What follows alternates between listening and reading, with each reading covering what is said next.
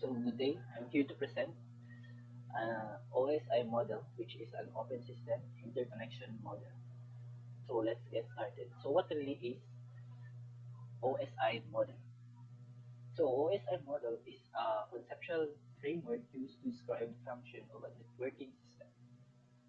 It characterizes computing function into a universal set of rules and requirements in order to support interoperability between different products and software. With that, the communication between computing systems are split into 7 different abstraction layers. But before that, we need to define our node devices. First are end devices. End devices are node devices that serve as a source point or a destination point in the communication that occurs in a computer. Example of the end devices: workstations, laptops, desktop, computers, printers, and scanners. Then servers or file servers or web servers, mobile phones, tablets, smartphones, and etc. Next is intermediary devices. So intermediary devices are node devices that are designed to forward the data from one side to another side in a computer network. Example of the intermediary devices are hubs, switches, wireless access points, LAN switch, and firewall, firewall appliance. Next is the network media, which has consists of wireless media, LAN media, and a wide area network media. So here is the interconnection of the node devices. So we have mobile phone, printer, laptop, and tablet as the end device, and also the server. Next is the intermediary. We have switch, router, the cell tower, the internet cloud, and the modem. So this is the 7 layers of the OSI model. So first, so as a user, if I want to send data from computer A to computer B, then I want to use the 7 layers to accomplish my goal in sending the data. So, so as a user, the the process will start at application layer. At this layer, both the end user and application layer interact directly with the software application. This layer sees the network services provided to end user application such as web browser or Office 365. The application layer identifies communication partners, resource availability, and synchronizes communication. Devices or protocol used are file transfer protocol, hypertext transfer protocol, internet message access protocol, and simple mail transfer protocol. So its function is user interface. So after application, we have presentation. So in presentation layer, it formats or translates data for the application layer based on the syntax or semantics that the application accepts. Because of this, it at times also called the syntax layer. This layer can also handle the encryption and decryption required by the application layer. So device or protocol used are joint photographic expert group, moving picture expert group, and portable network graphics. So its function is format and encryption. After presentation, we have session. Session layer controls the conversation between different computers. A session or connection between machine is set up, managed, and termin at layer terminated at layer 5. So session layer services also include authentication and reconnection. So devices or protocol used are structure query language, remote procedure call or program to request a remote procedure call or a program to request service from a program located in another computer on a network without having to understand the network data and also the network file system. Its function is to process communication. So what are the cyber attack or threat for these layers? Examples are ransomware, viruses, worms, malware, botnets, keyloggers, rootkits, ARP spoofing, man in the middle attack, spyware,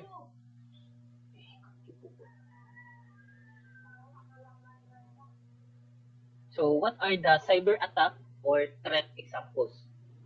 Examples are ransomware, viruses, worms, malware, botnets, keyloggers, rootkits, ARP spoofing, man-in-the-middle attack, spyware, cache poisoning, and DNS redirecting. So after the three layers, we have the transport layer. So the transport layer manages the delivery and error checking of data packets. It regulates the size, sequencing, and ultimately the transfer of data between systems and hosts. One of the most common examples of the transport layer is TCP, or the Transmission Control Protocol. So devices or protocol use are transmission protocol that enables application program and computing device to exchange messages over network. User diagram protocol uses for communication protocol that is used to establish low latency and loss tolerating connection between application on the internet. So its function is end-to-end communication maintenance. So example of cyber attack or threat are RIP attacks and SYN flooding. After transport, we go to network layer. So the network layer is responsible for receiving frames from the data layer and delivering them to their intended destination among based on the address contained inside the frame. So the network layer finds the destination by using logical addresses such as IP or Internet Protocol. At this layer, routers are crucial components used to quite literally route information where it needs to go between networks. So the device or protocol used are routers that communicates between the internet and the devices in your home that connect to the internet, and layer 3 switches or multi-layer switch that can do all job of a layer 2 switch, and static and dynamic routing. So layer 3 contains MAC address table and IP routing table and handles intra-VLAN communication and packets routing between different VLANs. So its function for the network layer is routing data, logical addressing, and wide area network delivery. After that, we have data link layer. At the data link layer, directly connected nodes are used to perform node-to-node transfer where data is packaged into frames. So the data link layer also corrects errors that they have occurred at the physical layer. So the data link layer encompasses two sub-layers of its own. The first, media access control, or the map, provides flow control and multiplexing for device transmission over a network. The second is the logical link control, or LLC, provides a flow and error control over the physical medium as well as identify the line protocols. So we have device or protocol uses are bridges that used to connect two or more hosts or more network segments together. And layer 2 switches, which works with MAC addresses only and does not care about IP address or any items for higher layers. So the function of it is physical addressing and LAN delivery. So the cyber attack or threat examples are IP smurfing, address spoofing, misconfigured devices, vulnerable old firmwares, and default passwords. And lastly, we arrive at the physical layer. So the physical layer of the OSI model is concerned with electrically or optically transmitting raw and structured data bits across the network from the physical layer of the sending device to the physical layer of the receiving device. It can include specifications such as voltages, pin layout, cabling, and radio frequencies. At the physical layer, one might find physical resources such as network hubs, cabling, repeaters, network adapters, or modems. So devices or protocol used are physical cabling. So its function is transmitting bits, but the cyber attack or threat is our environmental and physical threats, such as gas, water, and rad. So here is the sample transaction between devices from device A to device B.